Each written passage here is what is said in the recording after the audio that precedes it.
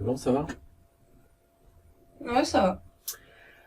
Allez, on va maintenant créer une diapositive dans laquelle on va utiliser les outils de dessin. On va faire un organigramme. Donc pour ça, je vais créer une nouvelle diapositive avec un titre seul. Voilà, je veux juste le titre en haut et en dessous, ici, je vais dessiner. Donc je clique là. Voilà. Ici, je vais écrire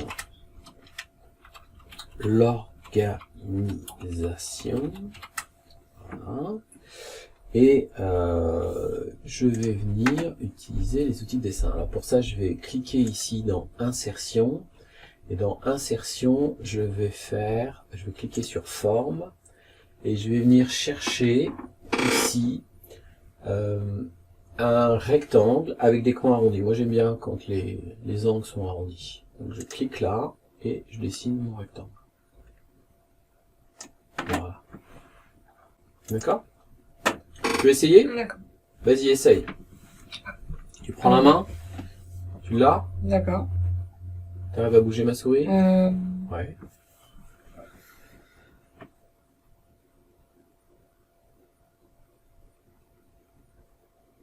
Tu descends. Tu as une petite croix, un petit plus. Tu cliques, tu restes appuyé, tu descends en biais. Voilà, très bien. Alors, je reprends la main. Hop. Super. Donc là, je vais faire un organigramme avec 6 carrés au total, comme celui-ci. Donc pour ça, je vais le dupliquer. Et pour le dupliquer, je vais utiliser le raccourci CTRL-D. Voilà, tu vois, je fais CTRL-D, CTRL-D, CTRL-D. Voilà, et du coup, je me retrouve avec 6 rectangles. Et ces 6 rectangles, je vais les disposer dans ma page. Alors, je vais me placer au milieu du premier, avec la souris sous forme de boussole, hein, avec les 4 flèches, dans tous les sens. Donc je clique ici, hop, je viens là, je l'amène ici. Je prends le suivant, je l'amène là, et là, tu vois, tu peux voir que quand je suis pile au même niveau que lui, j'ai des petites lignes qui apparaissent. Donc ça, c'est très pratique. Je viens ici, je mets, là, je suis pile au même niveau, mais là, j'ai un truc en plus, hop, c'est qu'il me dit, tu vois, quand j'ai des flèches comme ça, c'est me dit qu'il y a le même écart. Je prends le quatrième ici, voilà, donc là, j'ai le même écart partout. Celui-ci, je vais le placer juste au-dessus de celui-ci, et puis celui-ci, je vais le mettre à peu près au milieu et au même niveau. Voilà. Donc là, j'ai pu placer très facilement mes formes grâce aux petits traits qui m'ont aidé. Malheureusement, je m'aperçois que mes formes, je les ai faites un petit peu trop grosses. Donc il faut que je réduise tous mes petits carrés. Alors je vais surtout pas le faire individuellement, parce que ça serait vraiment très compliqué, très long à faire.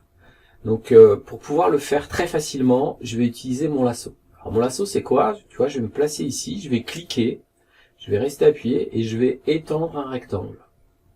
Je vais étendre un rectangle. Il faut que j'englobe les formes en entier. Il ne faut pas que je me contente de les toucher, il faut que je les englobe complètement. Voilà, je lâche, et là, toutes mes formes sont sélectionnées. Et le gros avantage de faire ça, c'est que si j'en modifie une, je les modifie toutes. Donc je me place ici sur le coin, et hop, je vais réduire un petit peu tout ça. Voilà, je vais réduire comme ça, voilà. Et c'est impeccable. Je peux aussi toutes les déplacer en même temps. Donc je peux les redimensionner et les déplacer. Donc je vais peut-être, hop, changer un petit peu, réduire un petit peu les espaces. Celui-ci, je vais le mettre bien au milieu. Du coup, ces 4 là, je vais les décaler un petit peu. Celui-ci, je vais le mettre bien par rapport à ces 2 là. Hop, allez. Hop. Ouais, je vais pas y arriver. Bon, voilà, bon, ça suffira. Hein. Personne va venir chercher une règle. Voilà pour les aligner et puis pour les redimensionner et les déplacer. Alors, la technique avec les petits traits comme ça, alors elle est sympa, mais elle a un petit défaut, c'est quand on a beaucoup d'objets dans la diapositive, c'est que je vais avoir beaucoup de traits. Donc on peut utiliser une autre technique pour aligner. Je vais la montrer, je vais déformer un petit peu tout ce qu'on a fait tout à l'heure. c'est une technique un peu plus ancienne, mais qui pour moi a aussi des avantages, donc c'est important de l'avoir. Donc je sélectionne mes 4 formes du bas ici, et je vais aller dans l'onglet format de la forme. Il faut avoir sélectionné des objets pour l'avoir, cet onglet. Format de la forme, et là je vais aller dans aligner. Dans aligner, j'ai aligné à gauche, centré, à droite, etc. Et aligné en haut, au milieu, en bas. Donc là, sur ces 4 formes, pour toi, quelle est la forme la plus en bas? La première, la deuxième, troisième? La troisième. La troisième.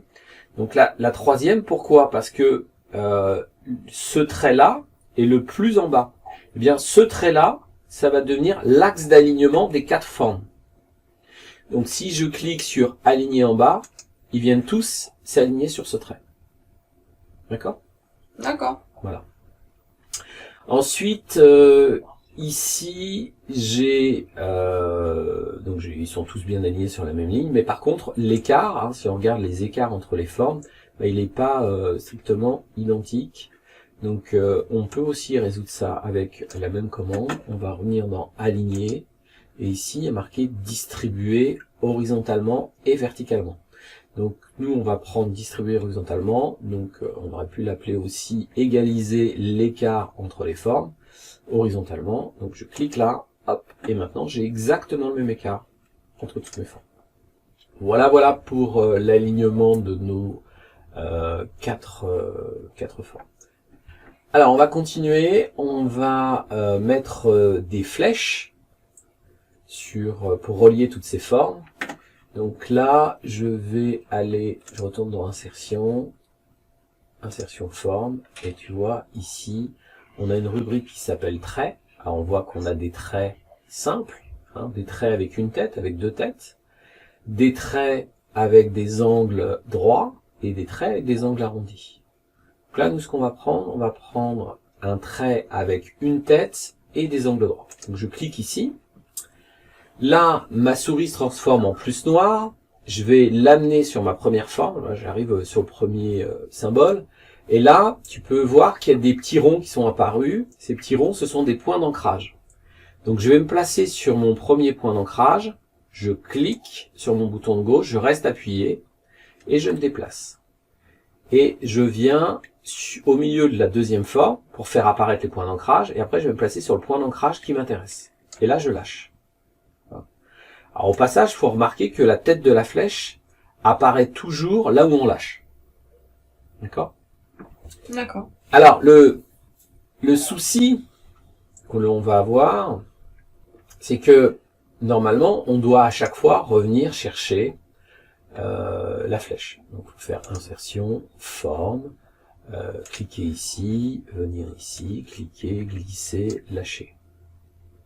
Alors, quand on est sur une flèche ou quand on est sur un objet de dessin, on a ici les derniers outils qu'on a utilisés. Donc, je vais pouvoir reprendre la flèche ici. D'accord? Mais il existe une technique encore plus rapide. Donc, je vais te la montrer. Donc, je vais annuler toutes ces flèches. Je vais prendre mon lasso. Je sélectionne que les flèches. J'appuie sur supprime. Voilà la technique qui va te permettre de gagner du temps. Pour ça, je vais dans insertion forme, et là, je me place sur mon icône, et je vais cliquer de droite sur mon icône. Et quand tu cliques de droite, tu as accès à la commande mode de verrouillage du dessin. Donc, je clique dessus, et ça va faire que, une fois que j'aurai dessiné une flèche, eh bien, je pourrai en redessiner tout de suite une autre. Et ainsi de suite. Donc, je vais pouvoir faire mes 4 flèches à la suite très rapidement. Voilà. Quand j'en ai assez, j'appuie sur la touche échappe et j'ai plus l'outil de dessin. Je vais rajouter la dernière flèche. Alors la dernière flèche, on n'a pas besoin d'un angle droit, on va tout simplement prendre une flèche droite. Voilà, je vais venir ici, je vais cliquer et je lâche. Ensuite, je vais écrire mon texte. Donc le texte, je peux le taper directement, j'ai pas besoin de rajouter une zone de texte. Souvent les gens pensent qu'il faut rajouter une zone de texte dans le rectangle. Eh bien, on n'a pas besoin. Ici.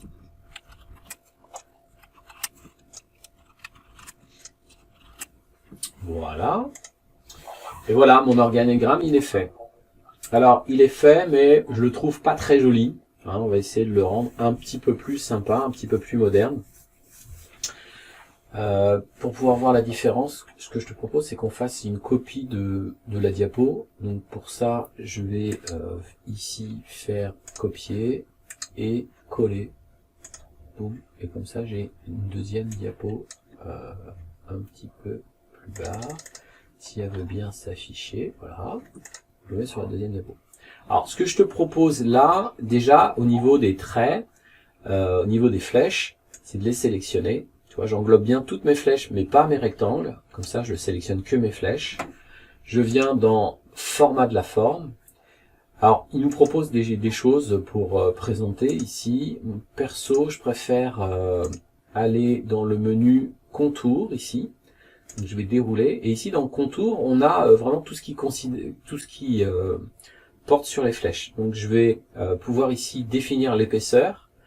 Donc l'épaisseur, c'est très important. Hein. Faut faire vraiment, moi je conseille vraiment de faire des flèches bien épaisses pour qu'elles se voient bien.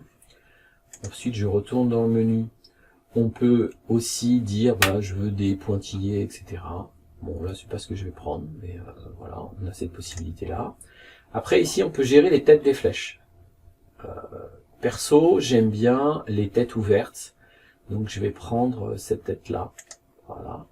Là, je trouve que c'est beaucoup plus joli. Ok.